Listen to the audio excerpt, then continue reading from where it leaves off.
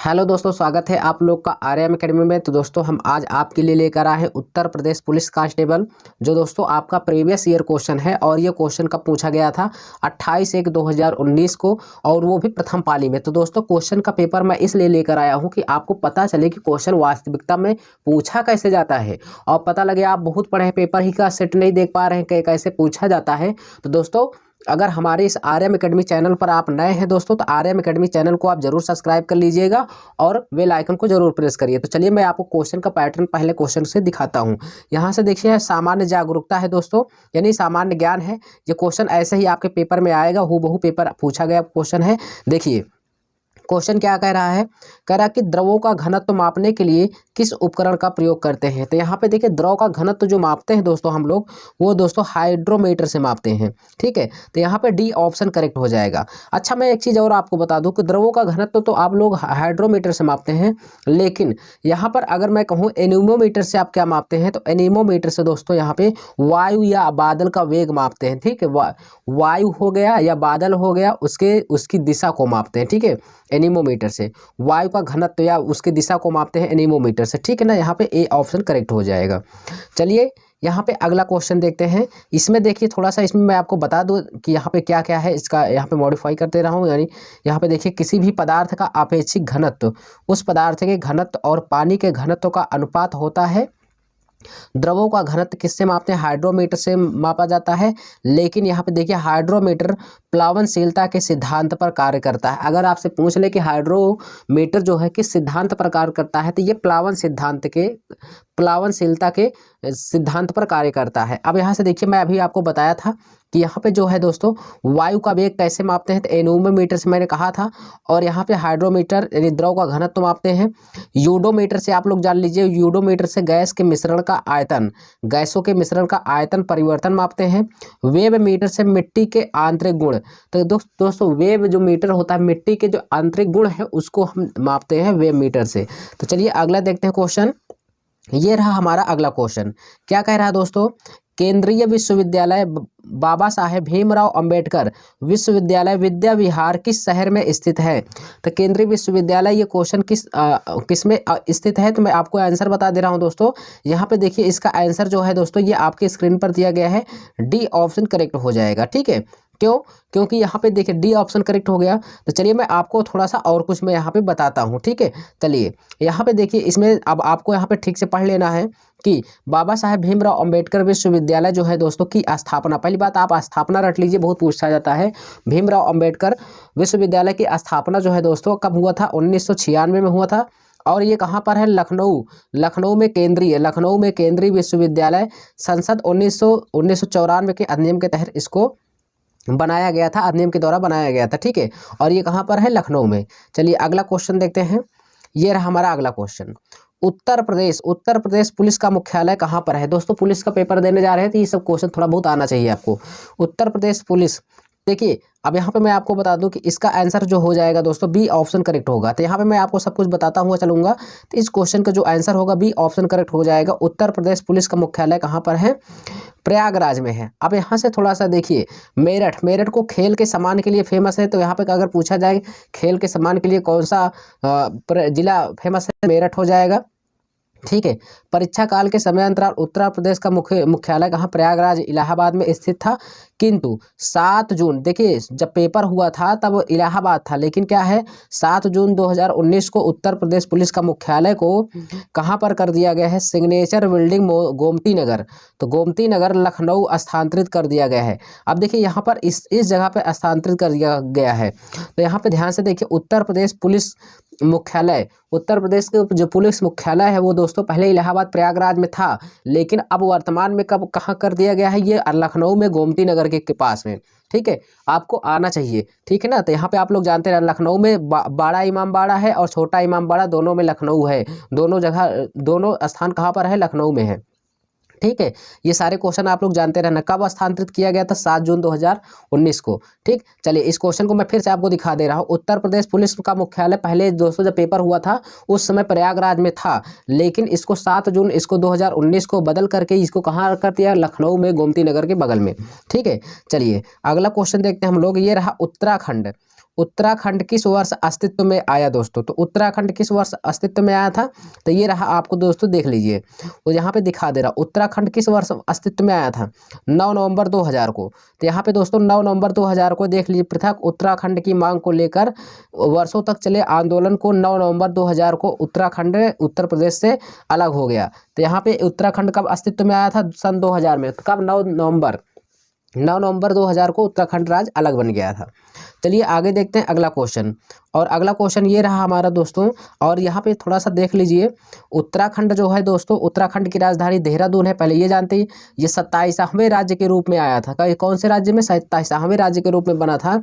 पहले ये उत्तर प्रदेश के उत्तर स्थित हिमालयी राज्यों को अलग उत्तरा करके उत्तराखंड राज्य बनाया गया। ये सबको पता है, उत्तर प्रदेश से अलग हुआ था। अगला क्वेश्चन ये कह रहा, बरसाना होली के साथ खेली जाती है, किसके साथ? तो डंडे के साथ खेली जाती है दोस्तों यहाँ पे। तो बरसाना जो होली है दोस्तों, यहाँ पे सब लोग जानते रहना, बरसाना होली किसके साथ खेली जाती है दोस्तों? डंडे के साथ। तो डी ऑप्शन करेक्ट होगा।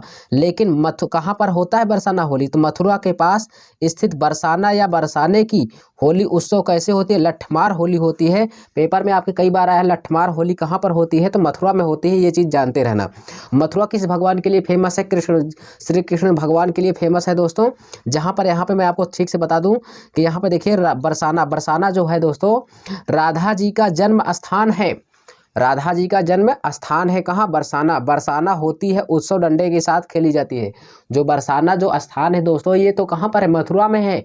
और बरसाना में ही राधा जी का जन्म हुआ था, जहाँ पर श्री कृष्ण लोग वहाँ पे जा कर के होलियाँ खेलते थे। और वो होलियाँ कैसी होती थी? लठमार होलियाँ होती थी, अर्थात यहाँ पे डंडे से खेली जाती थी।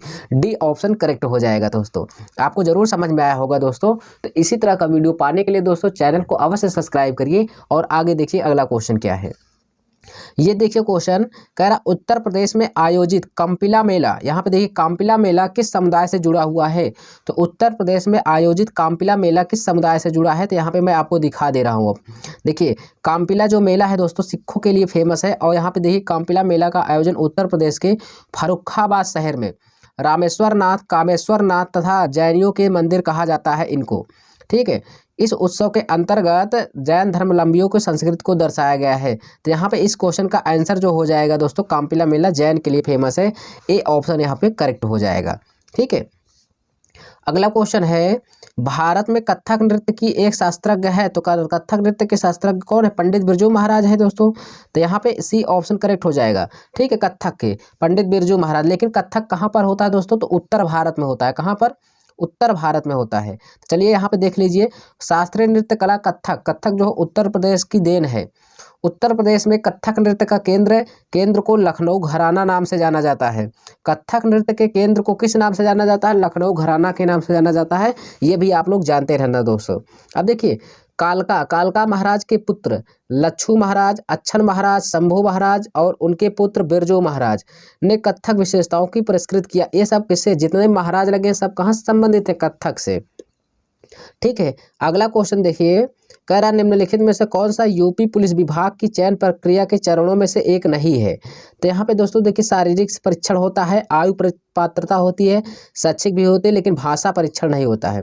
जब आप पेपर देने जा रहे हैं तो क्या उसमें दोस्तों ये भाषा परीक्षण होता है कि आप भाषा बोलिए? नहीं, आपकी शिक्षण होती है, जांच होती है, आपका शैक्षिक कितना पढ़े कितना नहीं है उसमें लगता है, और आयु आपकी कितनी है, उम्र कितनी, ये भी लगता है। जबकि ये भाषा वाला चीज़ नहीं है। तो डी ऑप्शन करेक्ट हो जाएगा।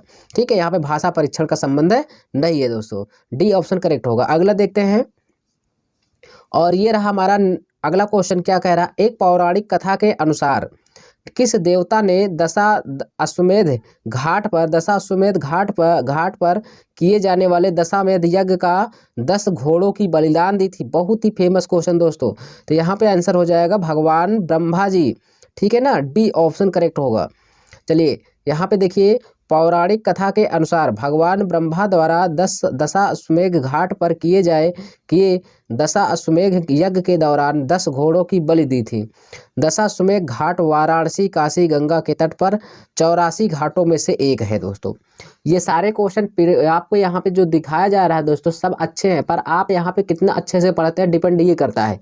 इसीलिए मैं कहता हूँ दोस्तों, हूबहू पेपर पढ़िए। पेपर को पढ़ेंगे तो आपको खुद पता चलेगा ठीक है। ये रहा अगला क्वेश्चन, भारत में बहादुरी का सर्वोच्च पुरस्कार निम्नलिखित में से कौन सा है? तो सबको पता है परमवीर चक्र है दोस्तों। बहादुरी का यहाँ पे जो सर्वोच्च पुरस्कार दिया जाता है, बी ऑप्शन करेक्ट हो जाएगा। यहाँ पे देखिए, यहाँ पे ध्यान से देख लीजिए दोस्तों, भारत में वीरता पुरस्कार जो होता है साल में 2 बार दी जाती है, ठीक है ना। एक पहले गणतंत्र दिवस पर, दूसरा स्वतंत्रता दिवस, ठीक है। गणतंत्र दिवस मतलब 26 जनवरी, स्वतंत्रता दिवस का मतलब कब होता है? 15 अगस्त। तो यहाँ पे भारत में बहादुरी पुरस्कारों का जो क्रम है, सबसे बड़ा परमवीर चक्र है, फिर उसके बाद अशोक चक्र है, महावीर चक्र है, कीर्ति चक्र है, वीर चक्र है, शौर्य चक्र। तो इसमें सबसे बड़ा परमवीर चक्र है, सबसे छोटा कौन सा? शौर्य चक्र। ये भी आप लोग जानते रहना। यहाँ पे देखिए, माई पैसेज फ्रॉम इंडिया किसने लिखा था? बोलो, माई पैसेज फ्रॉम इंडिया किसके द्वारा लिखी गई थी? Mulk Raj Anand, Edward Morgan Forster, Vidyadhar Sarju Prasad, Ismail. यहाँ पे बताइए कौन सा हो जाएगा इसका आंसर? तो यहाँ पे इसका आंसर डी ऑप्शन करेक्ट हो जाएगा, ठीक है। पहले पुस्तक माई पैसेज ऑफ फ्रीडम, इस क्वेश्चन का आंसर जो होगा दोस्तों इस्माइल मर्चेंट होगा। थोड़ा सा इनसे और भी रिलेटेड क्वेश्चन पढ़ लेते हैं। देखिए, माई पैसेज ऑफ फ्रीडम जो है इस्माइल मर्चेंट ने लिखा था, जैसे मैंने आपको बताया, ठीक है। यह पुस्तक बॉलीवुड फिल्म उद्योग से संबंधित है, सब कुछ जानते रहना। ये रहा अगला क्वेश्चन, विश्व पर्यावरण दिवस कब मनाया जाता है दोस्तों? तो विश्व पर्यावरण दिवस आपको पता है 5 जून को मनाया जाता है। 21 जून को क्या मनाया जाता है दोस्तों? तो 21 जून को योग दिवस मनाया जाता है। क्या? योग दिवस मनाया जाता है, ये भी आप लोग जानते रहना दोस्तों, ठीक है। और यहाँ पे बता दूं 8 मई को क्या मनाया जाता है? तो 8 मई को अंतर्राष्ट्रीय महिला दिवस मनाया जाता है, 8 मई को, ठीक है ना। यहाँ पे 8 मई को विश्व रेड क्रॉस दिवस मनाया जाता है, ठीक है। यहाँ पे विश्व रेड क्रॉस दिवस, अंतर्राष्ट्रीय महिला दिवस दोस्तों 8 मार्च को मनाया जाता है, ठीक है। तो यहाँ पे देखिए, यहाँ पे चलते हैं अगले क्वेश्चन की ओर। देखिए, यहाँ पे ये सब कुछ बता दिया है। विश्व पर्यावरण दिवस प्रत्येक 5 जून को मनाया जाता है, जैसा कि मैंने आपको बताया था। पर्यावरण दिवस की समस्या को 1972 में संयुक्त राष्ट्र संघ स्टॉकहोम स्वीडन में विश्व भर में देश भर पहला विश्व वैश्विक सम्मेलन आयोजित किया गया था। 119 देशों ने भाग लिया था। 2021 में ये था, उसकी थीम थी दोस्तों। अब 24 लग गया, कुछ और पूछेगा, ठीक है। चलिए, जेट इंजन का आविष्कार किसने किया था? सर फ्रैंक व्हिटले ने। बोलो, यहाँ पे आपको पता है कि नहीं दोस्तों, जेट इंजन का आविष्कार किसने किया था? तो बी ऑप्शन करेक्ट हो जाएगा। आइए यहाँ पे मैं आपको दिखाता हूँ, ठीक है। ये देखिए, जेट इंजन का आविष्कार किसने किया था? मैं आपको इसलिए दिखा देता हूँ इसका सोल्यूशन, क्योंकि इससे रिलेटेड जो आपका क्वेश्चन है वो भी क्लियर हो जाए। जेट इंजन का आविष्कार सर फ्रैंक व्हिटले ने किया था 1937 में। डेट जरूर याद करिए, क्योंकि ये पूछता है कि कब किया था। तो ये 1937 में किए थे, ब्रिटेन में किया था। वो भी कहाँ पर? ब्रिटेन में। ब्रिटिश रॉयल एयर फोर्स अधिकारी थे ये। आधुनिक विमान मुख्यतः जेट इंजन का ही प्रयोग करते थे। अगला क्वेश्चन क्या है? कह रहा, निम्नलिखित में से कौन सा सामाजिक मीडिया नेटवर्क एक सार्वजनिक रूप से सूचीबद्ध कंपनी नहीं है? तो यहाँ पे कौन सा नहीं है? कोयरा। तो यहाँ पे हमारा जो आंसर हो जाएगा दोस्तों, यहाँ पे डी ऑप्शन करेक्ट हो जाएगा, ठीक है। चलिए अगला देखते हैं, भारत के किस राज्य में सर्वाधिक क्षेत्र में वन है? तो मध्य प्रदेश। तो मध्य प्रदेश सबको पता होना चाहिए दोस्तों। यहाँ पे मध्य प्रदेश में सबसे ज़्यादा वन है, ठीक है। ये भी आपको पता होना चाहिए। फिनलैंड की शासकीय मुद्रा क्या है दोस्तों? यहाँ पे फिनलैंड की यूरो है। तो यहाँ पे देखिए, फिनलैंड की शासकीय मुद्रा तो दिया है दोस्तों। ये मत समझिए कि मैं आपको आंसर दिखा देता हूँ। तो आंसर इसलिए दिखाता हूँ दोस्तों, इससे रिलेटेड जो क्वेश्चन है वो भी आपको आ जाए। फिनलैंड की राजधानी क्या है? ये बताओ, फिनलैंड की राजधानी क्या है? ओस्लो है। यहाँ पे बताइए, फिनलैंड की राजधानी क्या है दोस्तों? नॉर्वे की राजधानी ओस्लो, फिनलैंड की राजधानी हेलसिंकी है। आप लोग जानते रहना दोस्तों, इसकी राजधानी क्या है? हेलसिंकी है। यह भी चीज़ आप लोग जानते रहना, ठीक। और यहाँ पे मैं आपको बता दूं कि इसकी मुद्रा क्या है? यूरो है। तो चलिए आगे देखते हैं अगले क्वेश्चन की ओर। यहाँ पे देखिए, थोड़ा सा पढ़ लीजिए। यूरोप का 5वां सबसे बड़ा देश है, यूरोप महाद्वीप में है, फिनलैंड है, ठीक है। फिनलैंड को 1000 झीलों का देश भी कहा जाता है। और यहाँ पे फिनलैंड की राजधानी ये देखो, हेलसिंकी बताया गया है यहाँ पे, हेलसिंकी। तो फिनलैंड जो है दोस्तों, यूरोप महाद्वीप का 5वां राज्य है। और यहाँ पे हेलसिंकी इसकी राजधानी है। और ये 1000 झीलों का देश भी कहा जाता है। अगला क्वेश्चन, भारत और पाकिस्तान के बीच की सीमा को क्या कहा जाता है? तो भारत और पाकिस्तान के बीच की सीमा को रेड क्लिफ कहा जाता है। बी ऑप्शन करेक्ट हो जाएगा। अब यहाँ पे मैं बता दूं, मैकमोहन जो दोस्तों है, भारत और चीन के बीच की जो रेखा होती है उसे मैकमोहन कहा जाता है। डूरंड रेखा पाकिस्तान अफगानिस्तान होता है दोस्तों, सबको पता है। लेकिन भारत पाकिस्तान के बीच जो रेखा का विभाजन हुआ था 17 अगस्त 1947 को हुआ था, भारत और पाकिस्तान के बीच में की गई थी। इसको कौन किया था? सिरिल रेडक्लिफ ने किया था। ये भी पूछ लेता है कभी कभी, ठीक है। आगे देखते हैं अगला क्वेश्चन, प्योंगयांग किस देश की राजधानी है?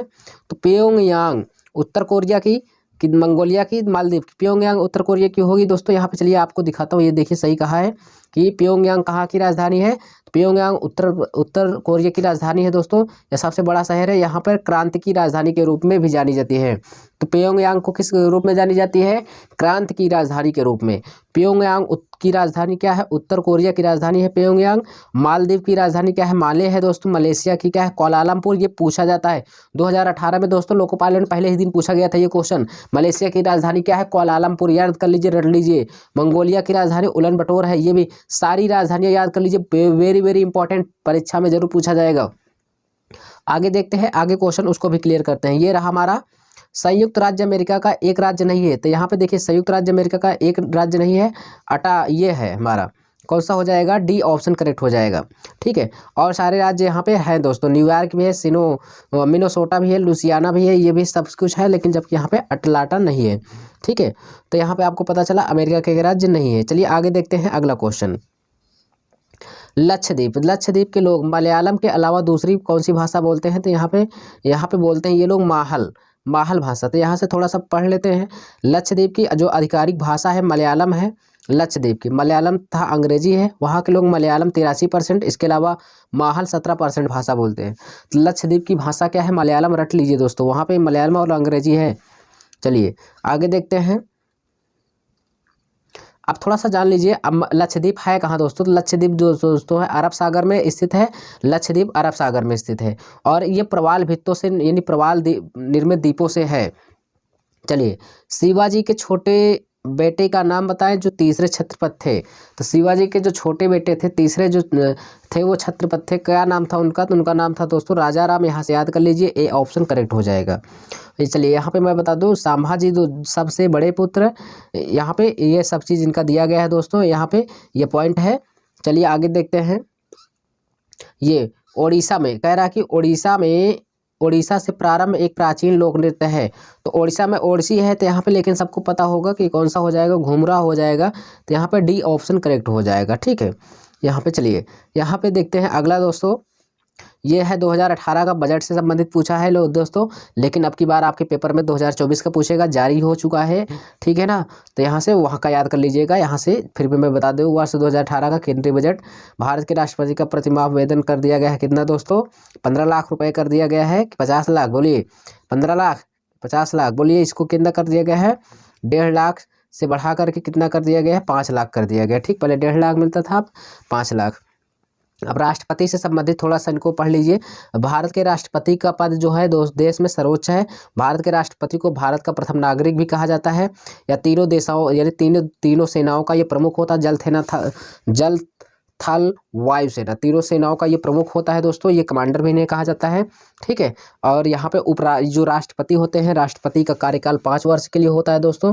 इनका चुनाव लड़ने के लिए आपके पास 35 वर्ष का उम्र होना चाहिए। राष्ट्रपति दोस्तों जो होता है वो मृत्युदंड को क्षमा कर सकता है अनुच्छेद 72 के तहत दोस्तों। राष्ट्रपति अध्यादेश जारी करता है अनुच्छेद 123 के तहत। ठीक है, सारे क्वेश्चन मैंने आपको बता दिया। चलिए ये रहा अगला क्वेश्चन। भारत अपने नारियल के वार्षिक उत्पादन में इंडोनेशिया के बाद तीसरे स्थान पर है। तो ये कहाँ पर है दोस्तों? तो ये फिलीपींस है। तो यहाँ पे हमारा डी ऑप्शन करेक्ट हो जाएगा। चलिए आगे देखते हैं। यहाँ पे देख लीजिएगा, अगर उत्तर प्रदेश पूछे तो भारत में नारियल के शीर्ष में केरल था। केरल में सबसे ज़्यादा नारियल, फिर कर्नाटक तथा तमिलनाडु। तो केरल, कर्नाटक, तमिलनाडु में सबसे ज़्यादा यहाँ पे नारियल उत्पादन होता है दोस्तों। अगला क्वेश्चन, 24 जनवरी 1950 संविधान सभा के 284 सदस्यों ने हस्ताक्षर निम्नलिखित संविधान पर हस्ताक्षर किए जिसमें महिलाएं शामिल थी। महिलाएं दोस्तों इसमें 15 शामिल है। इसको आप रट लीजिए, बहुत बार पूछा गया, फिर पूछा जाएगा, आगे भी पूछा जाएगा। तो सी ऑप्शन। देखिए महिला कितनी शामिल थी संविधान सभा में? 15। इसको याद कर लीजिए ऐसे बस। ठीक है, चलिए आगे देखते हैं दोस्तों। काकोरी रेलगाड़ी लूटपाट की कल्पना में राम प्रसाद बिस्मिल और उनके थे, कौन थे? खुदीराम बोस, कौन थे यहाँ पे बोलिए?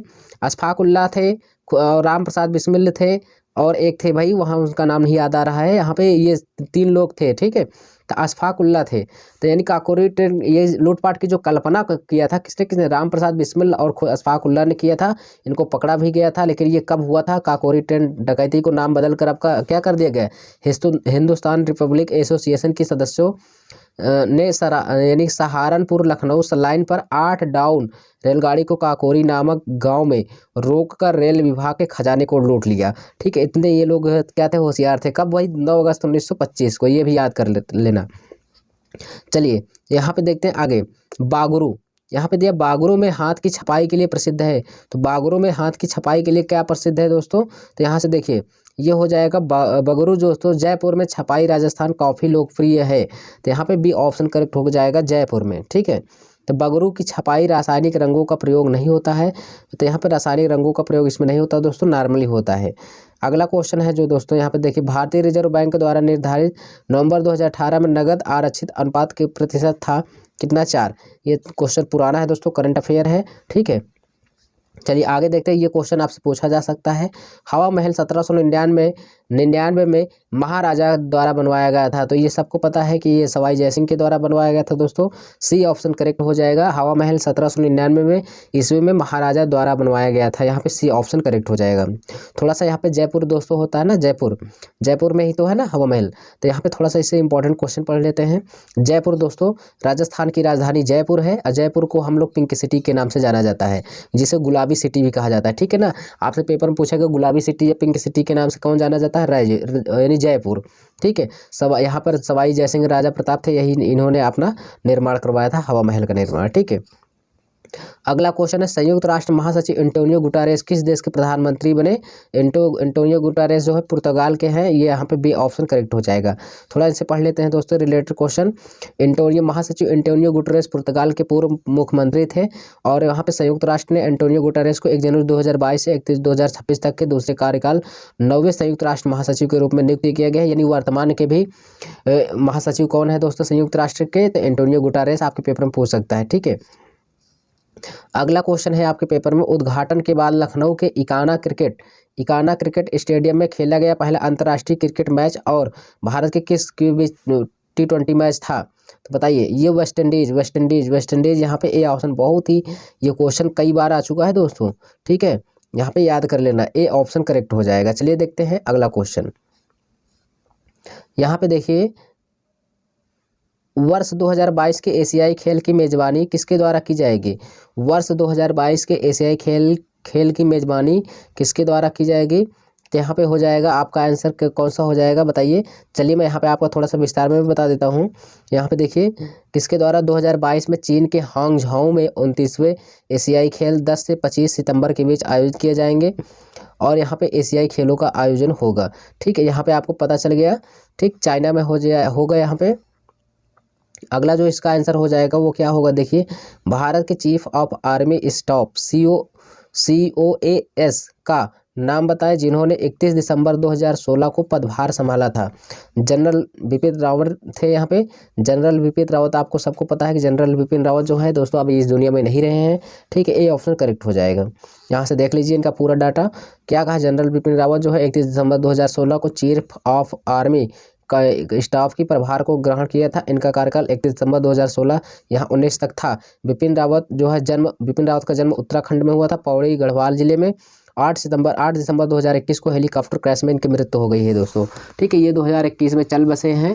अब यहाँ पे इनसे संबंधित क्वेश्चन पूछ भी सकता है कि ये कहाँ इनका जन्म हुआ था, उत्तराखंड में पौड़ीहार या पौड़ी गढ़वाल जिले में। ठीक है, कब इसकी मृत्यु हुई थी, 8 दिसंबर 1981 में। इनको ये सारे क्वेश्चन आपसे पूछ सकता है। ठीक है, चलिए आगे देखते हैं। यहाँ पे देखिए 34 नंबर क्वेश्चन क्या कह रहा है, नवंबर 2018 का 33वां आसियान शिखर सम्मेलन कहाँ आयोजित होगा दोस्तों, सिंगापुर में होगा। सी ऑप्शन करेक्ट हो जाएगा। ठीक है, आपको यहाँ पे पता होना चाहिए। तो यहाँ पे मैं बता दूँ, यहाँ मलेशिया की राजधानी कुआलालंपुर है। ठीक है, ये भी आप लोग जानते रहना, मलेशिया की राजधानी कुआलालंपुर है। चलिए आगे देखते हैं, ये रहा हमारा यहाँ पे अगला क्वेश्चन। मानव शरीर में कौन सा अंग इंसुलिन पैदा करता है। इंसुलिन दोस्तों ये अग्नाशय से होता है। देखिए ध्यान से, मैं आपको सारी चीज़ें मैं क्लियर कराऊंगा। चलिए मैं यहाँ पे थोड़ा सा आपको बता दूँ, तो ये जो मैं यहाँ पे कहा है वही मैं बता दूंगा। इंसुलिन, इंसुलिन एक प्रकार का हार्मोन है। तो पहली बार आपके पेपर में आएगा इंसुलिन क्या है। इंसुलिन एक प्रकार का हार्मोन है। इंसुलिन अग्नाशय को ही हम पैंक्रियाज के नाम से जानते हैं, ठीक, इसको भी जानते रहना। अग्नाशय को अंग्रेजी में पैंक्रियाज बोलते हैं। तो इंसुलिन एक प्रकार का हार्मोन है जो कहाँ पे स्रावित होता है, अग्नाशय, ये देखो पैंक्रियाज लिखा भी है। और इसका लैंगरहैंस दीपिकाओं की, लैंगरहैंस की दीपिकाओं के बीटा कोशिका से स्रावित होता है दोस्तों। कहाँ से निकलता है, बीटा कोशिका से। अल्फा बीटा गामा 3 कोशिका होती है जो यहाँ पे दोस्तों बीटा कोशिका यानी लैंगरहैंस की दीपिकाओं कोशिकाओं से निकलता है, बीटा कोशिका से निकलता है। इंसुलिन जो होता है इसका कार्य क्या है, शरीर में रक्त में ग्लूकोज के स्तर को नियंत्रित करता है। शरीर में जो दोस्तों रक्त होता है ना, रक्त हमारे शरीर में ब्लड, उसमें जो ग्लूकोज की मात्रा को नियंत्रित करता है। ज़्यादा नहीं होना, ज़्यादा हो जाएगा शुगर हो जाएगा आपको, ठीक है। तो यहाँ पे ये सब हो गया, मैंने आपको बताया ना। चलिए पित्तरस कहाँ से स्रावित होता है, पित्तरस का स्राव दोस्तों यकृत में होता है, ठीक है ना। और यहाँ पे तिली या प्लीहा में एकत्रित होता है जाके, ठीक है, आप लोग जानते रहना पित्ताशय। तो यहाँ पे आपको यकृत, लीवर, मैंने बताया शरीर का सबसे बड़ा अंग यानी सबसे बड़ी ग्रंथि क्या है दोस्तों, यकृत है, लीवर है जिसे हम कहते हैं, ठीक है ना, यकृत। चलिए आगे देखते हैं अगला क्वेश्चन। ये रहा हमारा अगला क्वेश्चन, कह रहा है कि निम्नलिखित में से कौन सा तत्व एक अधातु है जो कक्षीय तापमान पर द्रव, ब्रोमीन है दोस्तों। यहाँ पे पढ़ते ही समझ में आ गया, ये देखिए ब्रोमीन है। तो यहाँ पे कौन सा एक अधातु है, देखिए कमरे के तापमान पर द्रव अवस्था में पूछे धातु, धातु पूछे तो पारा हो जाएगा, अधातु पूछे तो ब्रोमीन हो जाएगा। तो यहाँ पे आपसे अधातु पूछा था दोस्तों, अधातु होगा ब्रोमीन। अगर यहीं पे कहता है कमरे के तापमान पर वह धातु बताइए तो पारा हो जाता, ठीक है। पारे का अयस्क नाम होता है सिनेबार, पारा का अयस्क का नाम क्या होता है, सिनेबार होता है। सोडियम है दोस्तों, यहाँ पे सोडियम भी आप लोग जानते रहना कि सोडियम क्या होता है, जल में जल से हम लोग इसको दूर रखते हैं, नहीं तो क्या होता है ये जलने लगता है ऑक्सीकरण होकर, ठीक है ना। सोडियम पोटेशियम दोस्तों ये क्या है दोस्तों, जल में जल्दी से क्या क्रियाशील हो जाते हैं, इसलिए इनको दूर रखा जाता है। चाकू से काटी जाने वाली धातु कौन है, सोडियम और पोटेशियम, ये भी जानते रहना, ठीक, यहाँ पे सब कुछ जानते रहना। चलिए आगे देखते हैं और आगे क्वेश्चन को सॉल्व करते हैं। ये रहा हमारा अगला क्वेश्चन, यहाँ पे देखते हैं हम लोग यहाँ पे नेक्स्ट क्वेश्चन, और ये क्वेश्चन अगला क्वेश्चन क्या है उसको भी हम लोग क्लियर करते हैं, ठीक है। चलिए यहाँ पे देखिए 37 नंबर क्या है, यहाँ पे क्या क्या कह रहा है, यहाँ पे थोड़ा सा जान लेंगे इसके बारे में। 37 नंबर कह रहा है कि निम्नलिखित में से किसकी परमाणु त्रिज्या सबसे कम होती है। तो परमाणु त्रिज्या सबसे कम होती है दोस्तों क्लोरीन की, यहाँ पे याद कर लीजिए, क्योंकि बाह्यतम कोश के इलेक्ट्रॉन के बीच की दूरी परमाणविक त्रिज्या जो होती है दोस्तों, किसी परमाणु की जितना अधिक धनावेश होता है उतना उसका आकार मोटा होता जाता है। समझ आ रहे हैं ना यहाँ पे।